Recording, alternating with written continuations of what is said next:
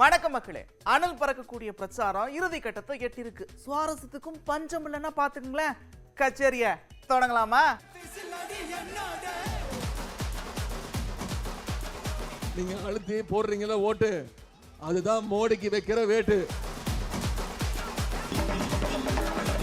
பிரதமர் நாற்காலிக்கு தகுதியான, இன்னும் தகுதிப்படுத்தக்கூடிய ஒரு நபர் ஒருத்தர் இருக்காருன்னா அது பாரத பிரதமர் நரேந்திர மோடி அவர்கள் மட்டும்தான். நோட்டாவை காட்டிலும் கம்மியாக ஓட்டுவாங்க.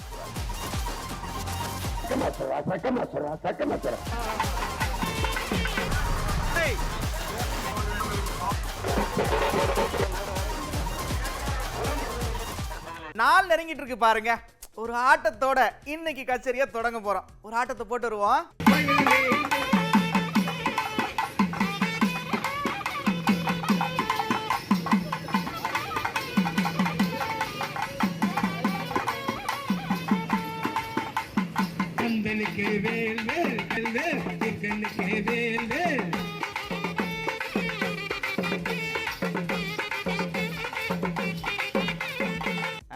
எல்லாரும் தயாரா இருப்பீங்க.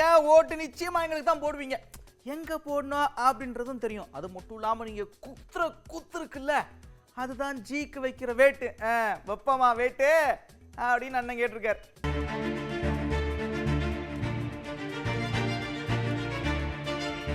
வர்ற வெள்ளிக்கிழமை காலையில வாக்குச்சாவடிக்கு போனீங்கன்னா வாக்குப்பெட்டியில எத்தனாவது இடம்? வாக்குப்பெட்டியில 3வது இடத்துல நம்முடைய வெற்றி வேட்பாளர் திரு பிரகாஷோட பேர் இருக்கும். கே பிரகாஷ் இருக்கும். அதுக்கு பக்கத்துல நம்முடைய வெற்றி சின்னம் உதயசூரியன் சின்னம் இருக்கும். அதுக்கு பக்கத்துல ஒரு பட்டன் இருக்கும். அந்த பட்டன்ல நீங்க அழுத்தி போடுறீங்களா ஓட்டு, அதுதான் மோடிக்கு வைக்கிற வேட்டு. நீங்க அழுத்தி போடுறீங்களா ஓட்டு, அதுதான் மோடிக்கு வைக்கிற வேட்டு. வச்சிருவீங்களா? நம்முடைய தேர்தல் அறிக்கையில் சொல்லியிருக்கோம் 100 நாள 150 நாள உயர்த்தி கொடுக்குறோம்னு சொல்லியிருக்கோம். ஆனால் ஒன்றிய அரசு வேணும்னே தமிழ்நாட்டுக்கு மட்டும் காசு கொடுக்க மாட்டேங்கிறாங்க. 100 நாள் வேலைவாய்ப்பு திட்டத்தை கம்மி பண்ணிட்டே வராங்க. ஆனால் காங்கிரஸ் பேருக்கும் தேர்தல் அறிக்கையில் சொல்லியிருக்காங்கம்மா, இப்போ எவ்வளோ ஒரு நாளைக்கு எவ்வளோ சம்பளம்? 200 ரூபா. இப்போ காங்கிரஸ் என்ன சொல்லியிருக்காங்கன்னா அதை நாங்கள் 400 ரூபா உயர்த்தி தரோன்னு காங்கிரஸ் பேருக்கும் தேர்தல் அறிக்கையில் சொல்லியிருக்காங்க. அப்படி நடக்கணும்னா நீங்கள் ஒன்றிய பாஜக அரசை ஓட விரட்டி அடிக்கணும். அதுக்கு ஆரம்ப புள்ளியா தமிழ்நாட்டு மக்கள் முன்னாடி நிற்கணும். எப்படி 2021 அடிமைகளை ஓட விரட்டி அடிச்சிங்களோ அதே மாதிரி இந்த தேர்தலில் அடிமைகளுடைய எஜமானர்கள் எப்படி 2021 அடிமைகளை ஓட விரட்டி அடிச்சிங்களோ அதே மாதிரி இந்த தேர்தலில் அடிமைகளுடைய எஜமானர்கள், தமிழ்நாட்டுக்கு பணத்தை கொடுக்காத, தமிழ்நாட்டு மக்களை மதிக்காத ஒன்றிய பாஜக மோடி 29 பைசாவை ஓட விரட்டுங்க. சரியா மித்ரு? தமிழ் பாஷா ஹே, பாரத் கா பிரைட் ஹே. இப்படி தமிழுக்கு முக்கியத்துவம் கொடுக்கறதே எங்க வாக்குறுதி தாங்க. நாங்க தாங்க எல்லாத்தையும் பண்ணியிருக்கோம். அவங்கெல்லாம் ஒண்ணுமே பண்ணலைங்க. அது மட்டும் இல்லாம அண்ணன் எப்ப பாரு சினிமா ஞாபகத்திலே இருக்கிறாரு. ஆமா,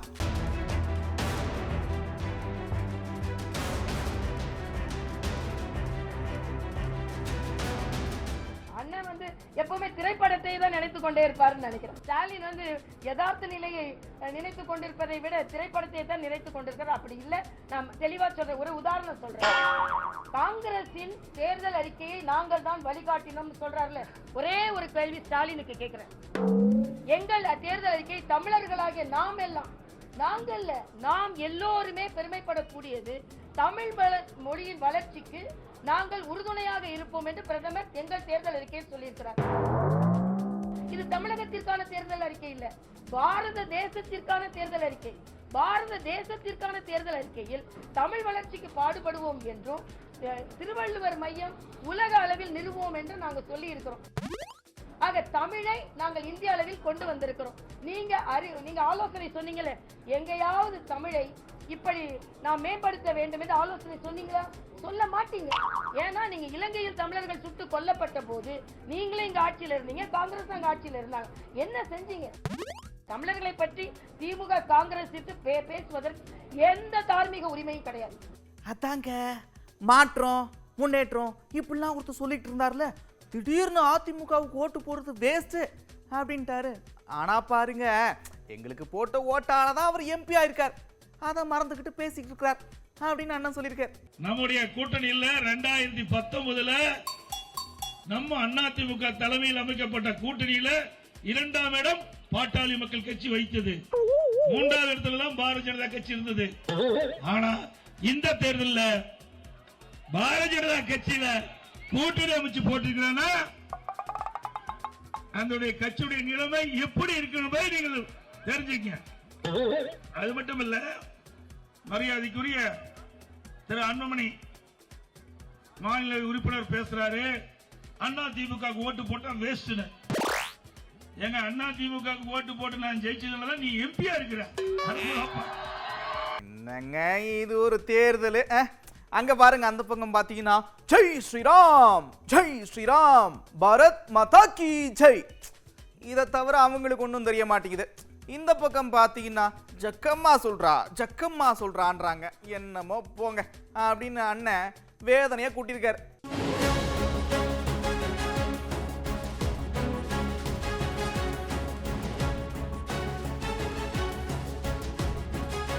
நீ இந்த மக்களை பற்றி கவலைப்பட மாட்ட. உன் கட்சிக்கு தலைவர் ராமர், உன் கட்சிக்கு பொதுச் செயலாளர் பிள்ளையார், இது 2ஐயும் முடிச்சுட்டு தொங்குற. நீ வேற எதை நீங்க இத? உனக்கு என்ன கொள்கை கோட்பாடு? பாகிஸ்தான் பக்கத்து நாடு, பசு நாடு, ஜெய் ஸ்ரீராம், பாரத மாதா கி ஜெய். இதை தவிர என்னடா பாரதிய ஜனதா கொள்கை சொல்ற? ஒண்ணு சொல்ற, சொல்லு, ஒண்ணு சொல்லு, ஒண்ணு சொல்லு.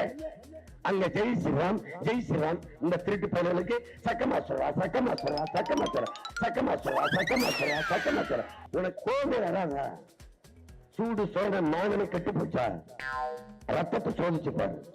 அப்படி இல்லை அப்படின்னா தண்ணி குடி, நல்லா சோறு சோறு, ரைஸ் திங்காத, வாட்டர் குடிக்காத, தண்ணி குடி, சோறு சோறு போ.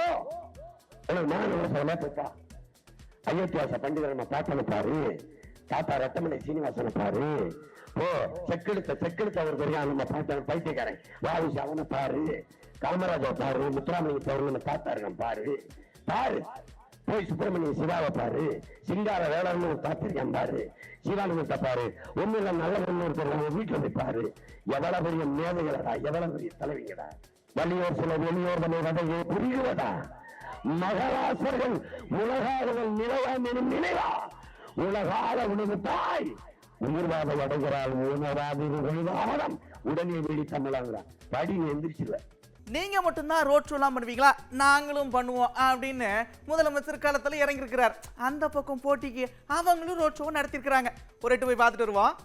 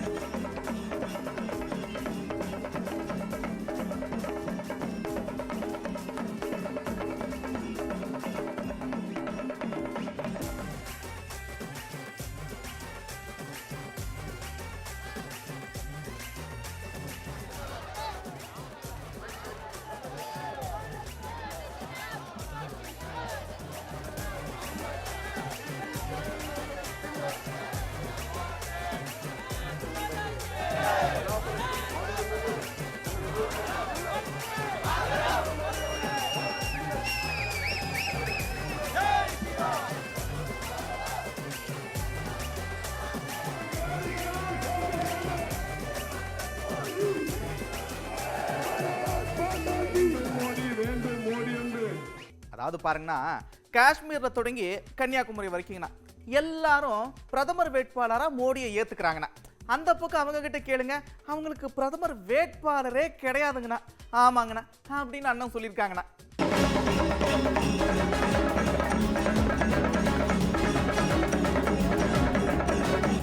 இன்று எல்லோரும் கூட ஒருமித்த கருத்தில் இருக்கின்றோம். காஷ்மீரிலிருந்து கன்னியாகுமரி வரை, குஜராத்திலிருந்து நாகாலாந்து வரை ஒரே மத்த கருத்தில் இருக்கின்றோம். பிரதமர் நாற்காலிக்கு தகுதியான, இன்னும் தகுதிப்படுத்தக்கூடிய ஒரு நபர் ஒருத்தர் இருக்காருன்னா அது பாரத பிரதமர் நரேந்திர மோடி அவர்கள் மட்டும்தான். ஆனா திமுக காரங்க கூப்பிட்டு, திமுக தலைவர்களை கூப்பிட்டேன்னு பிரதமரா யாருன்னு வேட்பாளர் கேட்ட தெரியாது. அப்படி இங்க இளைஞர்கள் என்று கொண்டு இருக்கின்றார். எனக்கு பெரிய நம்பிக்கை இருக்கு. இவர்கள் இன்னும் 20 ஆண்டுகள்ல ஒரு வளர்ந்த நாட்டிலே வாழப் போகின்றார்கள். உலகத்தினுடைய முதன்மையான நாடு, வளர்ந்த நாட்டில் நம்முடைய இளைஞர்கள் வாழப் போகின்றார்கள். அதற்கான ஒரு ஆட்சி நம்முடைய மோடி அவனுடைய ஆட்சி. அதெல்லாம் தாண்டி பாருங்க, இந்திய ஜனநாயகம்னாவே லஞ்சம் என்று சொல்வார். உதாரணத்துக்கு திமுகவினுடைய ஆட்சி எடுத்துங்க. இன்னைக்கு இந்திய ஜனநாயகத்துல 10 ஆண்டு காலமாக ஒரு குண்டூசியை திருடிவிட்டார்கள் என்கின்ற குற்றச்சாட்டுக்கு இடம் கொடுக்காமல் பாரத பிரதமர் நரேந்திர மோடியுடைய ஆட்சி நடந்து கொண்டிருக்கிறது. அருமை சகோதரர்களே, பெரியோர்களே, தாய்மார்களே, அதனால் நாம் புரிந்து கொள்ள வேண்டும். இந்த அற்புதமான வாய்ப்பை நாம் தவறவிடக் கூடாது. மோடி அவர்களை 3வது முறையாக 400 பாராளுமன்ற உறுப்பினர்களை தாண்டி அமர்த்த வேண்டிய கட்டாயமும் அவசியம் நமக்கு இருக்கு. இந்த மாதிரி ரவையே இல்லாம உப்மா கின்ற வித்தெல்லாம் ஜிக்கு மட்டும்தான் தெரியும். ரொம்ப வருஷமா ரவை இல்லாம வெறும் வாயால உப்மா கிண்டிட்டு இருக்கிறாரு. ஆமா,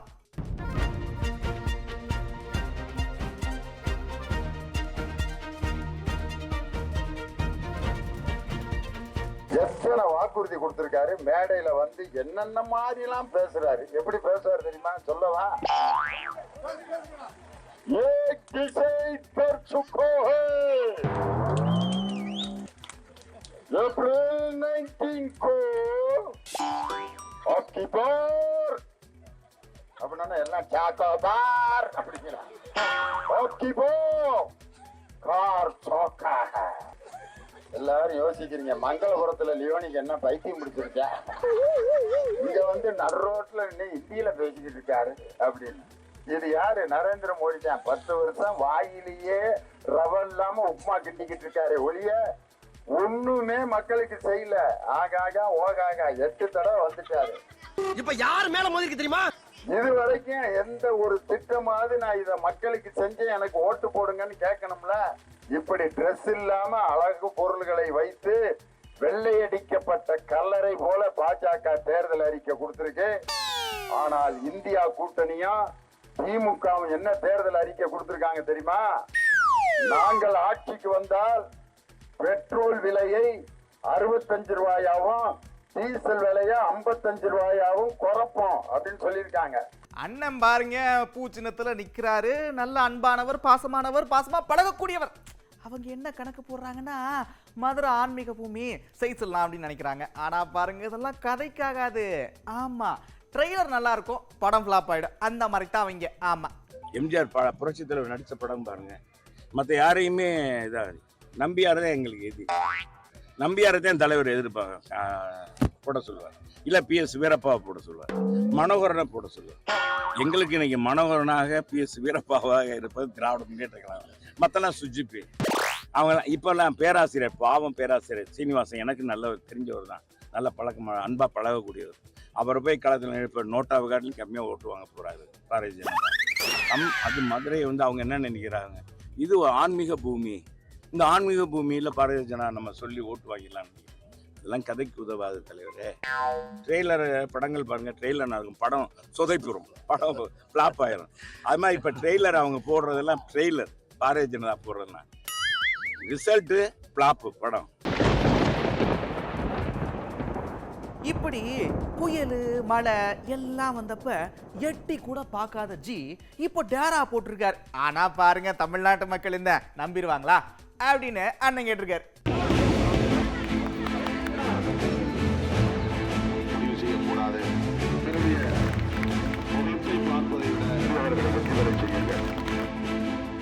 கடுமையான புயல் அடித்த போது வந்து பார்க்கவில்லை, பெரும் மழை பெய்த போது வந்து மக்களை சந்திக்கவில்லை, வெள்ளத்தால் நாம் பாதிக்கப்பட்ட போது தமிழ்நாட்டு மக்கள் இப்படி வெள்ளத்தால் பாதிக்கப்பட்டிருக்கிறார்களே என்று உடனடியாக நிதியை ஒதுக்கீடு செய்யவில்லை.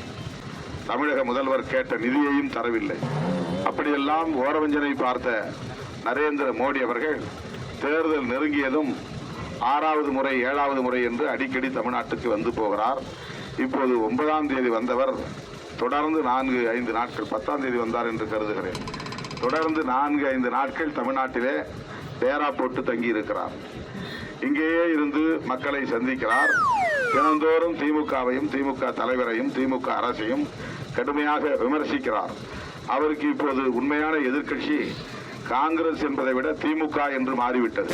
எடப்பாடியை பற்றியோ அதிமுகவை பற்றியோ திமுக தலைவர் அலட்டிக் கொள்ளவில்லை, ஒரு பொருட்டாக கருதவில்லை. இந்த தேர்தலில் அதிமுகவை வீழ்த்துவது நோக்கமல்ல, பாஜகவை வீழ்த்துவதுதான் நோக்கம். இந்த பாருங்க, நான் பெருமைக்கெல்லாம் சொல்லலை, நான் என்னைக்கும் பதவிக்கெல்லாம் ஆசைப்பட்டதே கிடையாது. அதுவும் இல்லாமல் பதவி வேணும்னா நான் அப்போவே காய் நகர்த்திருக்கலாம். அதுவும் இல்லாமல் பெங்களூருக்கு போனாங்களே அப்போ கூட செஞ்சுருக்கலாம். ஆனால் பாருங்க, எனக்கு அந்த விருப்பம்லாம் கொஞ்சம் கூட இல்லை. அதுவாக தேடி வரணும், அவ்வளவுதான். நான் வந்து பதவிகள்லாம் எனக்கு தகுதி இருந்தால் தேடி வரணும்னு நினைக்கிறேன். நான் பதவியெல்லாம் வேணும்னு நினச்சா 2001 செப்டம்பர் 21 அம்மா முதல் பதவியிலேருந்து இறங்குறப்ப நான் வந்து அந்த காய் நகரத்தில் தான் வந்துருக்கேன். இன்னும் சொல்ல போனால் 2017 எங்கள் சித்தி அந்த பிப்ரவரி 14 பதவியேற்க முடியாமல் பெங்களூர் போகிற நேரத்தில் நினச்சி தான் வந்திருக்க முடியல. நாங்கள் என்ன எடப்பாடி தான் பெரிய இவர், அவர் இன்டர்நேஷ்னல் லீடர், அவர் இல்லை இவர் சிங்கப்பூரை உருவாக்கினார லீக்வான் யூ, அவரு இல்லை நினச்சா எனக்கு அது மாதிரி விருப்பம் கிடையாது. இங்க பாருங்க, அவங்க 2 கோயிலை குறி வைக்கிறாங்க. பின்னாட்கள்ல என்ன ஆகும்னா கோயிலுக்குள்ள யாரெல்லாம் வரணும், யாரெல்லாம் வரக்கூடாது, எதெல்லாம் சாப்பிடணும், இந்த மாதிரி ஏகப்பட்ட விஷயத்த இருப்பா நீ வேற நடுவில் பேசிட்டு இருக்கிறப்ப இந்த மாதிரிலாம் நிறைய நடக்கும். ஆமா அப்படின்னு பயங்கரமா கோவப்பட்டிருக்காரு அண்ணன்.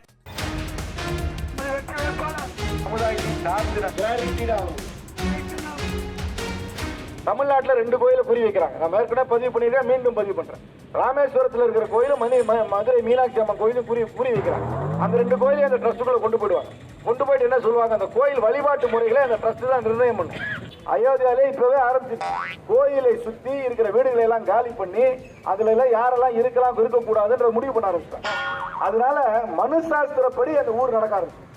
இங்க 75 வருஷமா காந்தியடிகள், அம்பேத்கர், பெரியார், அண்ணா, காமராஜர், கலைஞர் பட்ட கஷ்டம் எல்லாம் வேஸ்டா போய் திருப்பி மனுசாஸ்திரப்படி அந்த ஊரை நடத்த ஆரம்பிச்சிடும். கேட்டா கோயில் தான் ரூல்ஸ் போடுது. கோயில் வந்து பிரைவேட் ட்ரஸ்ட். கோயிலுக்குள்ள நீ வரலாம், கோயிலுக்குள்ள நான் வர இருக்கியா? கோயிலுக்குள்ள யாரும் வர முடியாது. அதுக்கப்புறம் கோயிலை சுத்தி நீ கடை வைக்க முடியாது. ஏன்னா நீ இதை சாப்பிடுற, நீ கோயிலை சுத்தி இருக்க வீடுகள்ல இருந்து யார் வசிக்கலான்னு ரொம்ப டேஞ்சரஸான விஷயம். கோயிலுக்குள்ள யாரும் வர முடியாது. அதுக்கப்புறம் கோயிலை சுத்தி நீ கடை வைக்க முடியாது. ஏன்னா நீ இதை சாப்பிடுற, நீ கோயிலை சுத்தி இருக்க வீடுகள்ல இருந்து யார் வசிக்கலான்னு ரொம்ப டேஞ்சரஸான விஷயம். இதையெல்லாம் நம்ம தடுக்கணும்னாக்க இங்க ஜனநாயக ரீதியாக நம்ம கிட்ட இருக்கிற ஒரே ஆயுதம் வாக்குதான். நீங்க அந்த வாக்கை கொண்டு போய் கை சின்னத்திற்கு வாக்களிக்க வேண்டும். 19ஆம் தேதி சீரியல் நம்பர் 1 அந்த போட்டியில. இதுதான், வேற வழியே கிடையாது. இவர்களை தடுக்க வேண்டும் என்றால் இன்னைக்கு இருக்கிற ஜனநாயகத்தின் மூலம் தடுக்க வேண்டும். ஒண்ணு கடைசியா சொல்றேன், உயிர் இருக்கும் பொழுதுதான் உயிரை காப்பாற்ற முடியும். உண்மையா? ஜனநாயகம் இருக்கும் பொழுதுதான் ஜனநாயகத்தை காப்பாற்ற முடியும். ஜனநாயகம் கையை விட்டு போய் சர்வாதிகாரம் வந்துருச்சுன்னா மீண்டும் ஜனநாயகம் வராது. போன முறை செய்சவர் பாருங்க, தொகுதி பக்கம் 8 கூட பார்க்கலையா. அங்க இருக்கிறவங்க தான் சொன்னாங்க, இவங்களுக்கு எல்லாருக்கும் நல்ல வீடு வேணும், இடம் இல்லாதவங்களுக்கு இடம் வேணும், வாடகை வீடுல இருக்கிறவங்களுக்கு இடம் வேணும். ஏற்கனவே மோடி திட்டத்தில் கட்டியிருக்கீங்களா? வரவே இல்லையா? அப்ப கட்டின வீடுங்க தான். நம்ம கண்டிப்பா மோடி திட்டத்தில் இந்த ஊரை வந்து ஒரு மாடல் கிராமமா மாற்றிடுவோம். எங்க அக்கா பேர் என்ன? வேளாங்கண்ணி அக்கா, சேமல் அக்கா, ராசிகா அக்கா,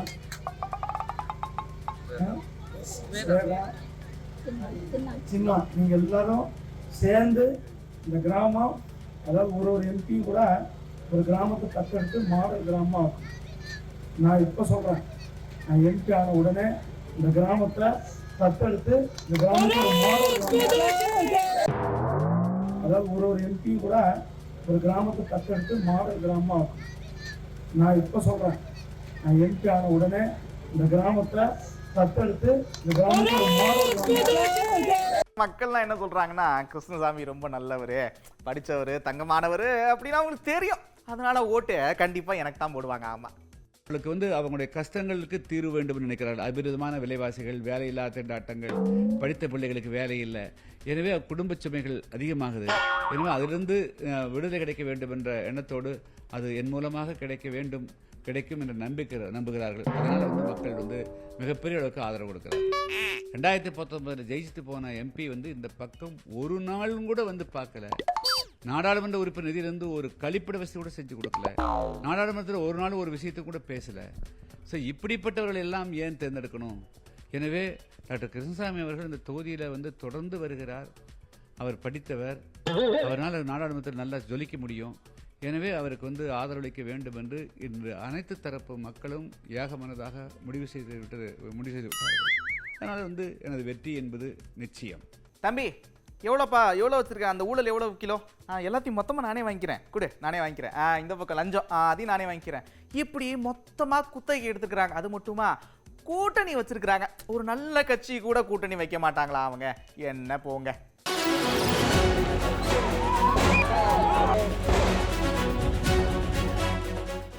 அந்த ஊழல் ராஜ்யத்தில் தான் நாம் வாழ வேண்டிய கடமை இருக்கிறது, கட்டாயம் இருக்கிறது. அது ஆண்டவன் கட்டளையா, அது என்னன்னு தெரியல, நம்ம பாவம் செஞ்சவங்களா என்னன்னு தெரியல. தமிழ்நாட்டில் பிறக்கிறதுக்கு இந்த ஊழல் ராஜ்யத்தில் வாழ வேண்டிய அவசியம் என்ன? இது ஏன்னு கேட்டீங்கன்னா, ஒரு நல்ல கட்சியோட சேரலாமல்ல. ஒரு ஊழல் கட்சின்னு தெரிஞ்சும் எதுக்காக அங்க போனார்? அங்க ஒரு அடிமை கூடாரம், அங்க வந்து ஒரு சுயமரியாதை தன்மானம் நிறைய பேசுவாங்க. அது ஒரு அடிமை கூடாரம். அந்த அடிமை கூடாரத்துக்கு ஏன் இன்றைக்கு 10-15 ஆண்டுகள் ஒட்டி கொண்டிருக்கிறார்? காரணம் எல்லாம் துட்டு. இது துட்டு. தேர்தல் களம் அப்படின்னா ஆட்டம் பாட்டம் கொண்டாட்டம் பேச்சு இது மட்டும் இல்லாமல் அப்பப்போ சென்டிமெண்ட்டுக்கும் நிறைய இடம் உண்டு. தந்தை இல்லாமல் முதல் முறையாக தேர்தலை சந்திக்கிறாங்க. கொஞ்சம் உணர்ச்சி வசப்பட்டு தந்தையினுடைய நினைவுகளை பகிர்ந்து இருக்கிறார் அவர். பாருங்க. அன்பும் பாசமும் காமிச்சு ஆனால் எப்படியாச்சும் ஜெயிக்க வைக்கணும். இப்போ நான் அப்பாவுக்கு பூ போட்டதை பார்த்து உங்களோட பாசம் எனக்கு ரொம்ப புரிஞ்சுது.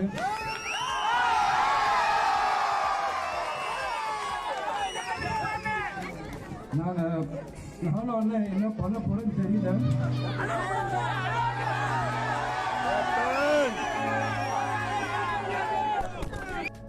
நாம எப்படி அதை கைமாறு பண்ண போறோம் எங்களுக்கு தெரியல. ஆனா அண்ணன் கண்டிப்பா ஜெயிச்சு வந்தா உங்களை தங்க தட்டுல வச்சு தாளாட்டலாம். எல்லாரும் தயவு செஞ்சு முறைச்சிட்டு எனக்கு ஓட்டு போடுங்க. என்னதான் பிரச்சாரம் இறுதி கட்டத்தை எட்டியிருந்தாலும் எஜமானர்கள் எப்பயுமே நீங்க தான். தேர்தல் கச்சேரியை சுவாரஸ்யமா பார்த்ததோடு மட்டும் இல்லாம மறக்காம எல்லாரும் போய் ஓட்டு போட்டுருங்க. பக்கத்தில் இருக்கிற எல்லாத்துக்கும் ஓட்டு போட சொல்லுங்க. மீண்டும் இதே போன்று மற்றும் ஒரு நிகழ்ச்சியில சந்திக்கிற அதுவரை விடைபெறுவது நான் நந்தா. இது தேர்தல் கச்சேரி. Hello right hello 1 2 3 hello